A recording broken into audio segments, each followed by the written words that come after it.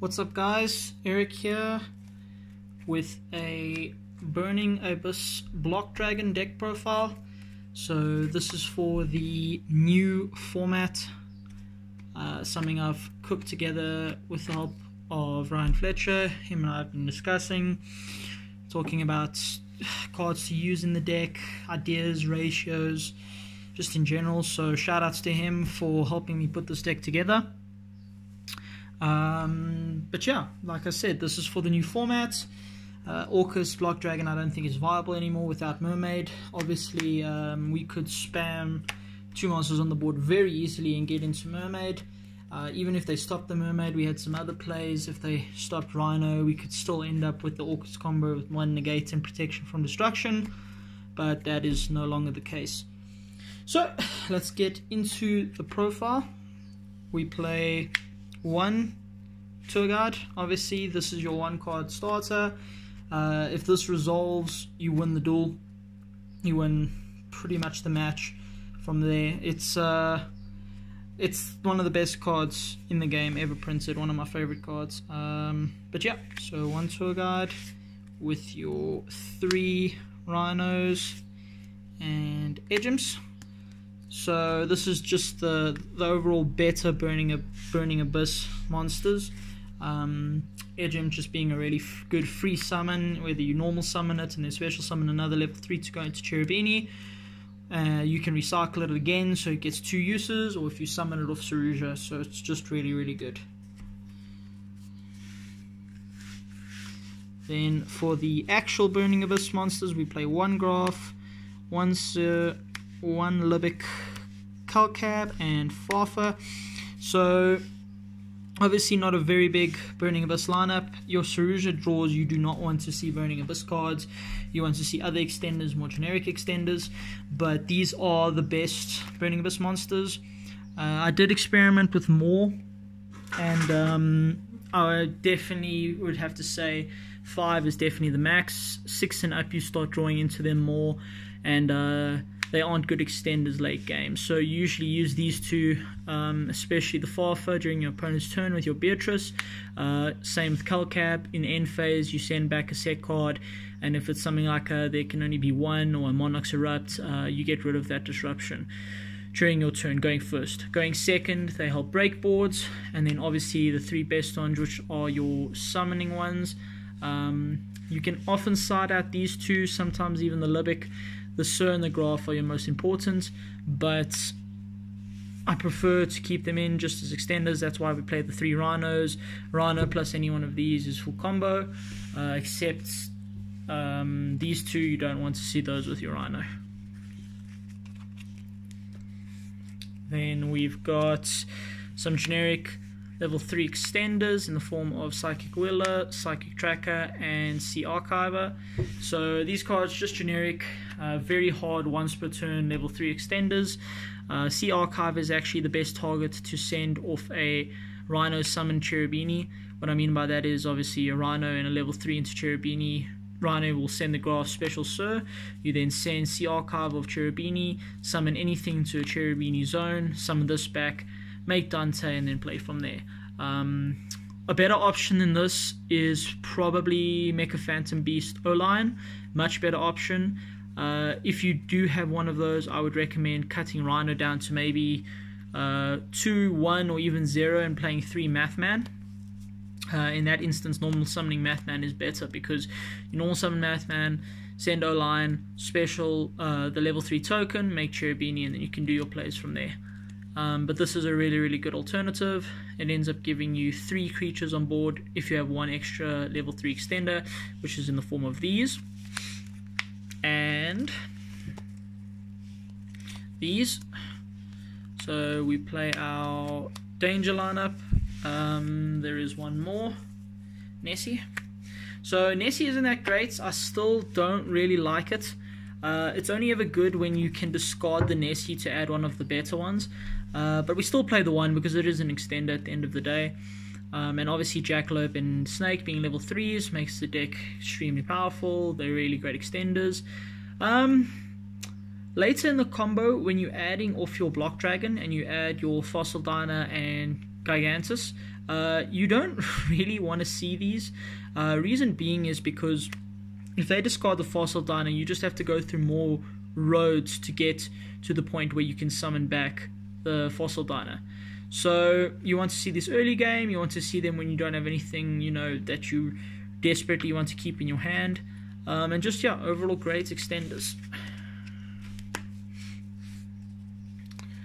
Then we play the best card in the deck by far. We play the 3 Gallus.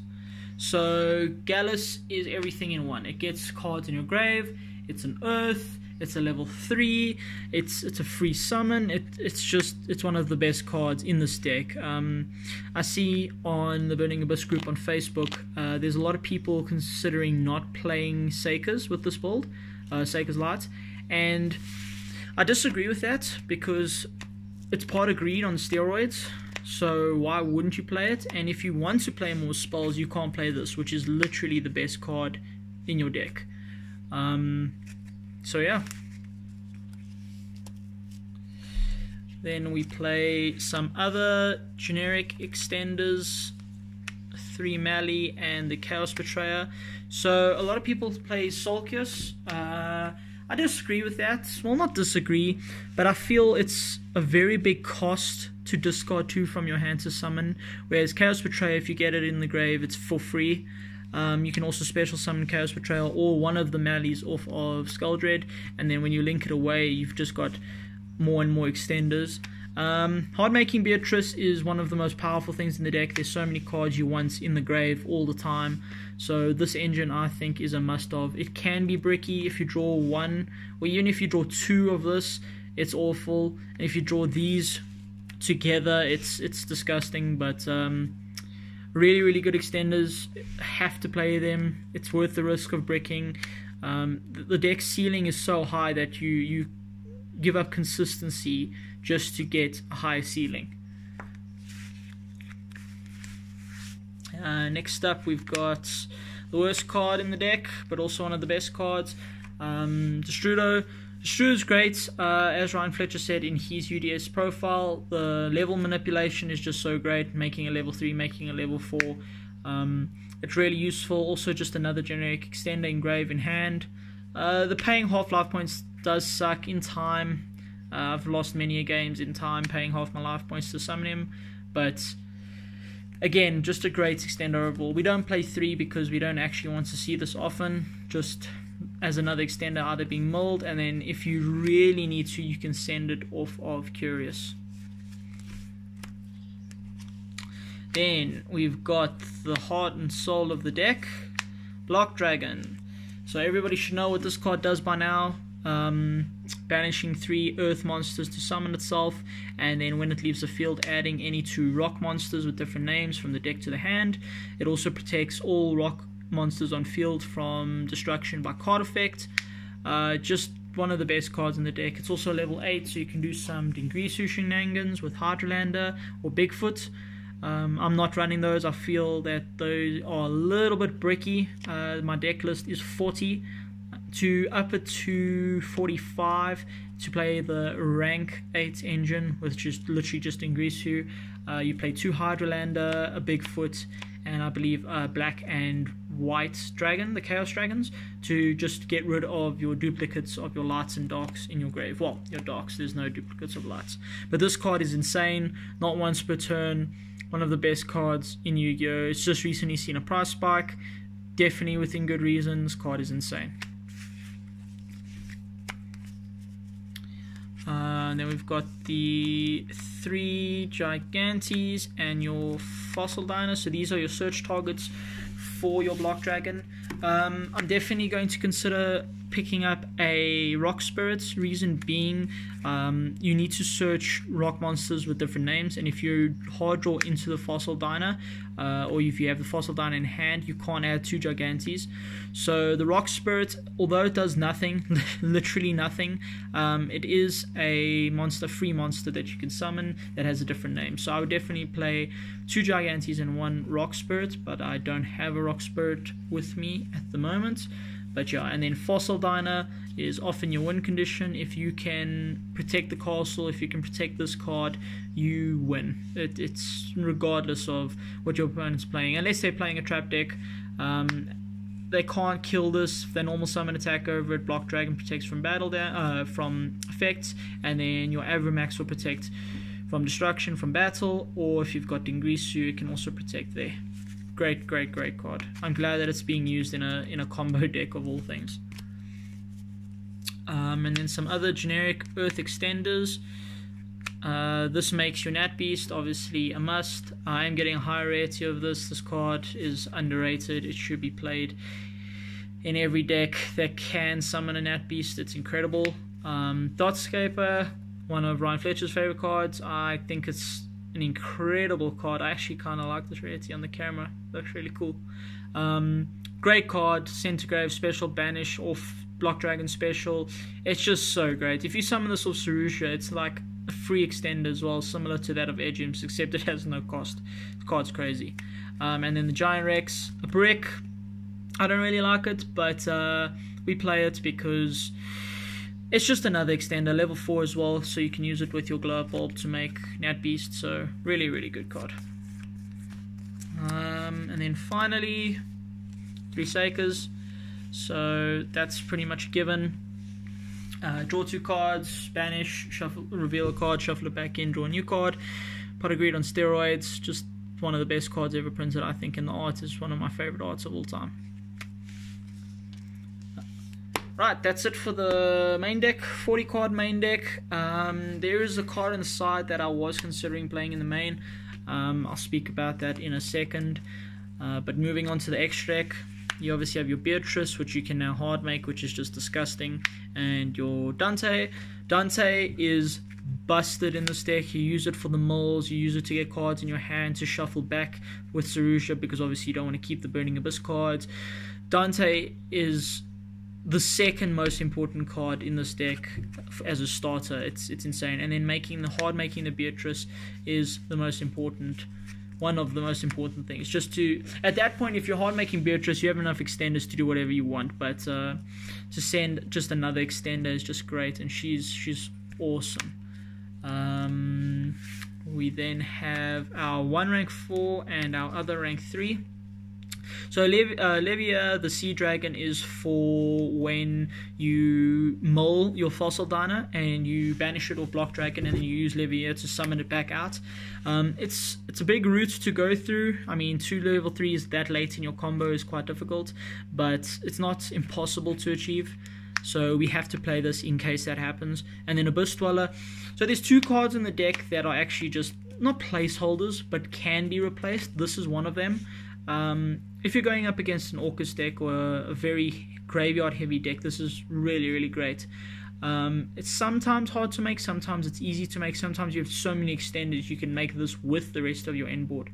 So I just think it's just another good card to have available in your deck, and it does come up every now and then, but we'll just have to see how the format goes and if I end up cutting this card or not. We then play the Nat Beast, pretty self-explanatory. Your win con going second, and then this is the other card that you can change for something else. Borrow Load.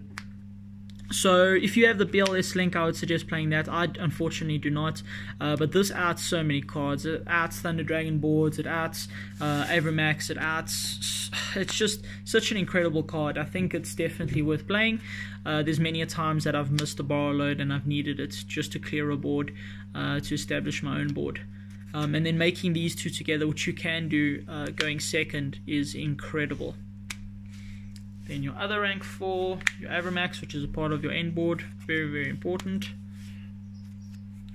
Only 2 Skull Dreads. Third one does come up every now and then, but I'd rather only play the 2 just to have extra space for more utility cards. This is also one of the key cards in your combo, drawing into your extenders, drawing into your cards that are very important. And the attack buff is relevant as well. And the special summon, of course, is also another way of extending. This card is broken. It should have gone to 1 last list, but I'm glad it didn't. If it went to 1, this deck would be a lot harder to play. Curious, best card. Cherubini, the #1 play starter. This is what helps you get into your board, into your plays, sending the graph, summoning Sir, sending the Sea Archiver, sending whatever you need. This card is incredible. B-Cop to put patrol counters on the Nat Beast, and then the 2 Nightmares. Phoenix is for back row, obviously that has no utility, but Cerberus is a Earth, so that does help with your block dragon plays. Then for side deck is very just put together. So this is the card I was considering playing in the main. It's a light, it's a hand trap, a lot of things target, really good card. This is just thrown together though, so I'm just going to lay it out. Not much to talk about. Lancius to stop the Orcus plays, Twin Twister because back row we don't like, Call by the Grave because once you go first, they'll side in so much back row hate that it's not back row hate, hand traps. So I think it's just worth playing that, just to, you know, stop them from stopping you. And then 2 red reboot, 3 is clunky, 2 is great. Every time I side in 2, I always see 2. So I think it's definitely worth playing. You might swap this out for the third one. This was also at some point the Cyber Dragon Chimera Tech, just for Cyber Dragon plays. But I feel like in our locals, we only have one Cyber Dragon player, and I'd rather risk, you know, leaving this out and having more utility cards in than putting this in just for that one specific player. But yeah, guys, that's it. Thanks so much for watching. If you have watched until the end, let me know your thoughts and opinions. So this deck profile might not go up straight away. As of today, it is, I believe, the 17th of October. I might not post this straight away.